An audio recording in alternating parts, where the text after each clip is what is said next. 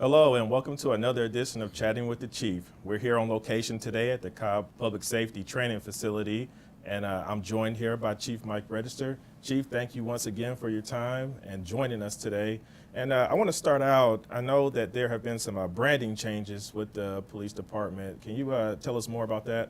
Yeah, I think it's important that we as a police department, we want to understand what our mission is. And when I say we want all the officers to understand, what we are trying to accomplish with our mission. And we certainly want the citizens too to understand that. And so the three words that describe what we're trying to do is commitment, service, partnership. And that is going to be our brand. And what we are trying to communicate to the community is that we, the Cobb County Police Department, is committed to giving the citizens the most professional service possible while developing and strengthening and certainly understanding the importance of community partnerships. So again, commitment, service, partnership. All right, thank you, Chief. And I also understand that there have been some changes to the training curriculum. Can you explain a little bit more about what those changes are? Well, in the state of Georgia, for a police officer to be certified as a police officer, they have to undergo a Georgia mandated curriculum. Right now, that curriculum is 408 hours. And it's, when I say Georgia Post, I'm talking about the Georgia Police Officers and Standards Training Council. And they mandate what officers have to have as a minimum to be certified in the state of Georgia. Well, currently, the police department, we have our own academy. It's 26 weeks. And when we look at the minimum training that Georgia requires, 408 in the mandate subjects, we at the Cobb County Police Department, we actually give 576 hours. What we've done is we've taken the subjects that amount to 408 hours and we've expanded them to 576. Plus, we also give additional training that equates to an additional 345 hours. And so we give our police officers a lot of training because, man, training is so important. When I look at my 4 priorities, certainly training is number one. We've got to give our officers not only the best training, but we've got to make sure that we give them training that will help them function effectively in today's environment. Second priority is leadership, making sure that we are giving our officers the best leadership possible, and also giving the community the best leadership possible in addressing issues that we see in today's environment. Accountability, certainly we want to hold the department accountable in what we do and how we service the community, and also my last priority is the partnership that we share with the community. All right. And Chief, just another question about that. How long did it take to get that new curriculum into effect? How far back did it go before it took effect?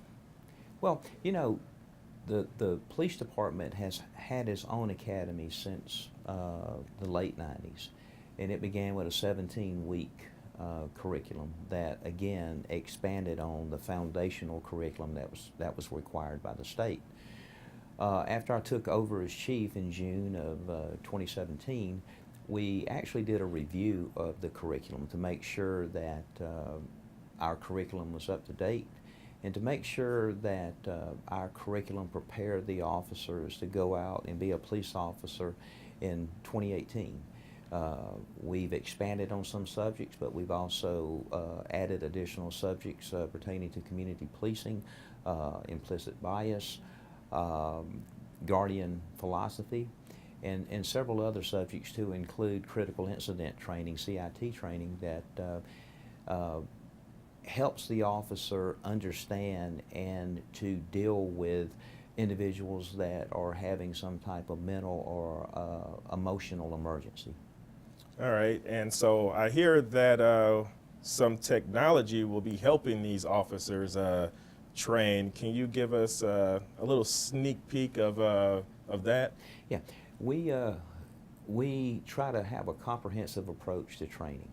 And certainly technology is something that we are trying to leverage to help our officers, to help us give better training to our officers and to help our officers learn better. One of the, or more effectively, one of the pieces of technology that I'm very proud of was recently purchased by the county and by the citizens for the police department, and it is a simulator that helps officers make good, sound decisions when faced with use of force situations. All right, sounds good. And we will actually take a look at that simulator here. All right, thanks, Sergeant Turman. Thank you for your time this morning. So looking at the training prop here, it looks like an oversized video game. Can you explain to us exactly what this is? Yes, this is our brand new use of force simulator. It allows us to run recruits and officers through a multitude of scenarios. There's roughly 800 scenarios that we have loaded onto the computer. We also get updated scenarios from the manufacturer every 2 months. So depending on things that happen in the real world or, unique situations, we can have a constant flow of new scenarios for them to go through. As you can see, we have a 3-screen system here. It gives us the capability to do a 180-degree training environment, which is very beneficial for us because it places the officer, kind of immerses them into the situation, which brings that element of realism as opposed to just staring at a screen. What you have is there's a computer behind the screen and there's a controller that sits behind a desk. As the scenario is queued up, the controller has the ability to use what we call branching. So depending on how the officer is interacting with the scenario and what they're verbally communicating to the suspect in the scenario, the controller can choose a certain branch option. So if the officer is using proper technique, proper tactics, and proper commands, we can branch to where it becomes a de-escalation situation. If they're not doing things correctly, we can choose an alternate branch and the outcomes are different.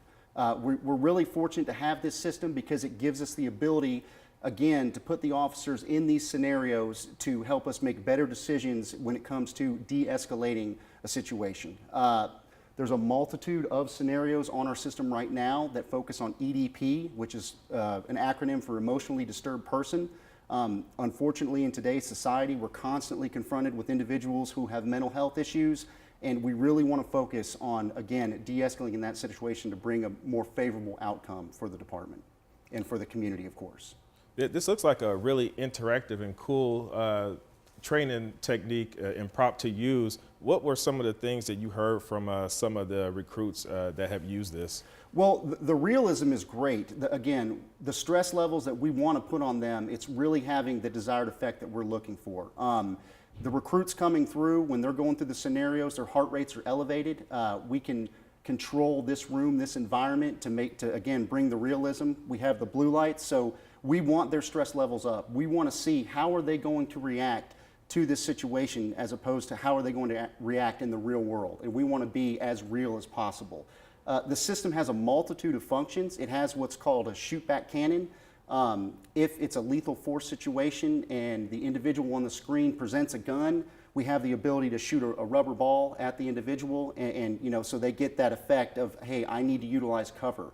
That reinforces the muscle memory, the cover we have provided that if they're not utilizing that properly, there could be lethal consequences for them in the future.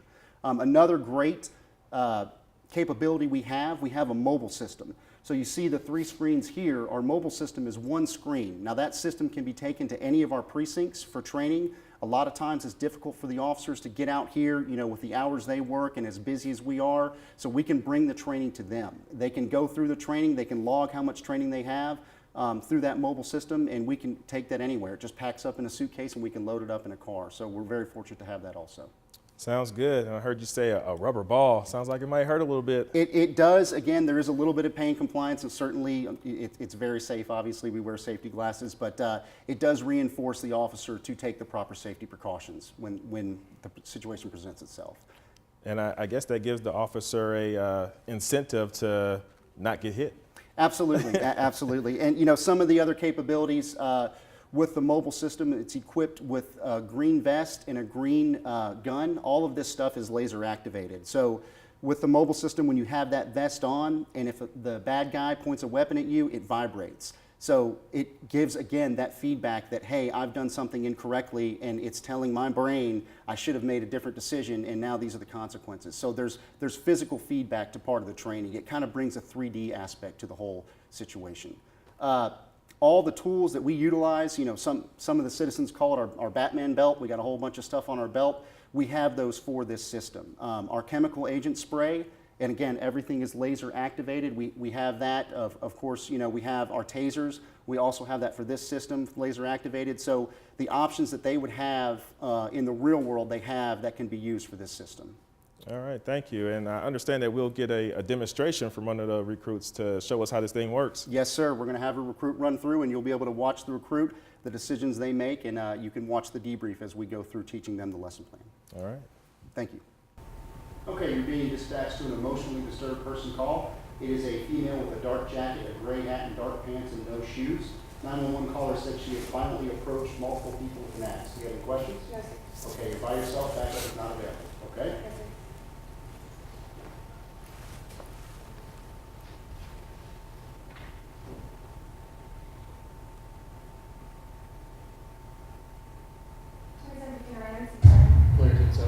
Hey, sir, Cobb County Police. Have you seen a woman around here with an axe? Ma'am, Cobb County Police! Go ahead and drop the axe for me. 1059, I got one at gunpoint. She's got an axe. Go ahead and send code 7. Go ahead and drop the axe for me. Tell me what's going on. We can talk, okay? We can get you some shoes, some food. Just go ahead and drop the axe. Yes, ma'am. Go ahead and drop the axe. We can get you some help, okay, ma'am? Yes, ma'am. Go ahead and drop it really slow. Keep going. Go ahead and put it down. All right, now step back away from it, okay? Just slowly step back. All right, thank you. We have help coming, and we're going to need some help, ma'am.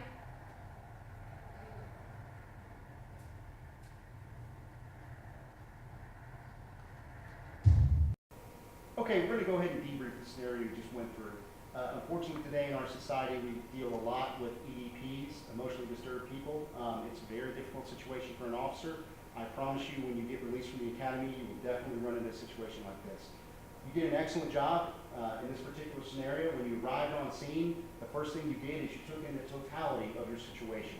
So you saw the bystander who you immediately recognized was not the suspect, but you went ahead and took that initiative and asked him if he had seen her. Move forward a little bit.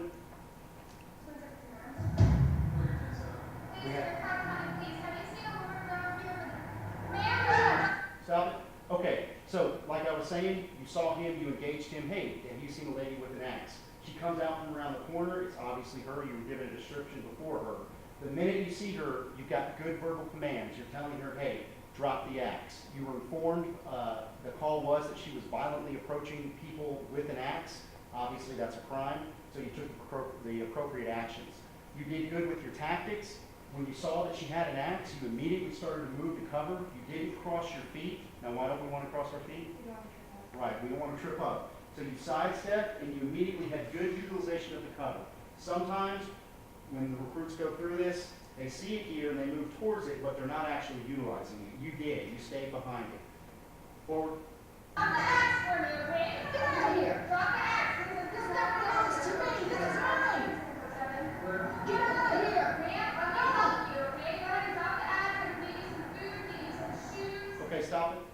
Okay, that is excellent verbal commands, okay? You're giving her clear commands to drop the axe, but what else were you doing?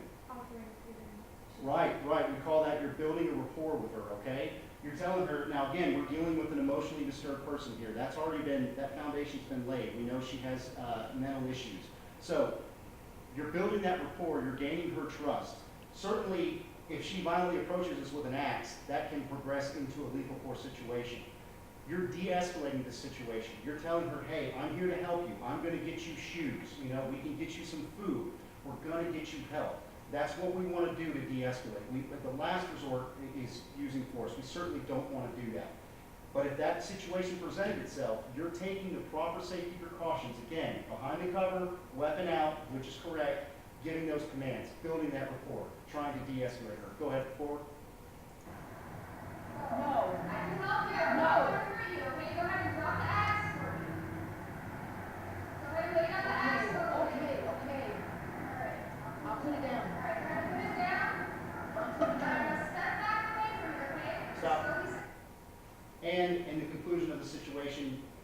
talked her down, you de-escalated it, you got her to set the axe down, and then back away from the axe.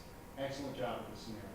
All right, so it looks like we got a lot of good information about the training prop. Chief, was there anything else you wanted to discuss today? I sure do.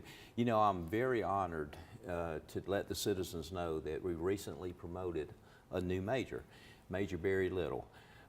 He has served the county for numerous years, and he'll be the new Precinct 5 commander, major, and I think that the citizens are going to be very pleased with the leadership that Major Little will bring not only to Precinct 5 but to the police department, to the community. And what I would like to do is get Major Little to come in and let him introduce himself and tell us in the community a little bit about himself, his background, and maybe his vision.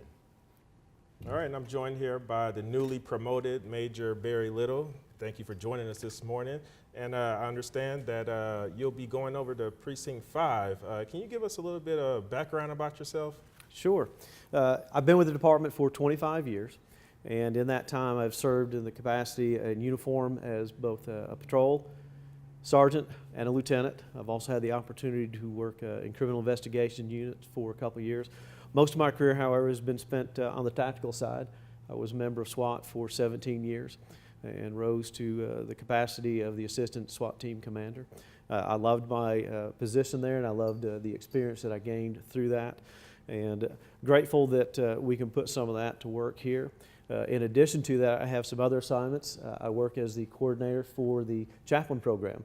And we have 14 chaplains that volunteer within the department.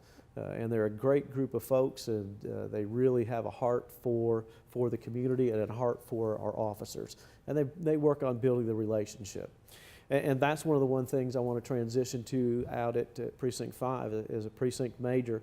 I think that it's really important that you have the vision for the department and that you make certain that that's carried out. And certainly that's the mission that we want to accomplish out at Precinct 5. Precinct 5 is located out on Dallas Highway.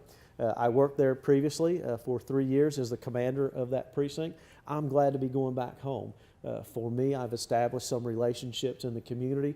I've established relationships with the officers, and I think it's going to be a win-win for the department. I'm grateful that the chiefs have put their trust and their vote of confidence in me, and hope to make certain that decision is one that will work out very well for everybody in the end. Can you tell us what exactly your responsibilities will be as major? Yeah, in the major, you're responsible for carrying out the vision of the department, and we've got core values that we set up: integrity, honesty, professionalism. We're looking at commitment, courage, respect. All of those things are the values that I hope that I will be able to emulate, and that we want our officers to emulate as well. And the other thing were the 4 tenets of conduct, where we need to be respectful of each other, respectful of the community. We need to treat the citizens how we would want our family to be treated. And so I hope that when I get there that we'll bring that together. And it's not that it's already not there, but it's just one of those things, if we keep that going, we're going to work together with the community. So that's one of the things. The other part is you do the day-to-day operations. You're responsible for every operation within that precinct. So we have uniform that responds to all the 911 calls, and they do every proactive activities out there as well. And then we also have a criminal investigation and pawn unit that's located out there as well. So I'll be in charge of that. We've got 4 lieutenants that are out there, and a bunch of great sergeants, a bunch of great officers. So it's a fabulous opportunity to put into motion the vision that the chief has for the department, and grateful to be a part of that. That sounds good. I know the chief had very high remarks about you. I know that Precinct 3 will probably be a little sad to see you go, but the Precinct 5 community will be happy to see you and see, and learn a little bit more about you. So we thank you, and congratulations on your promotion. Thank you.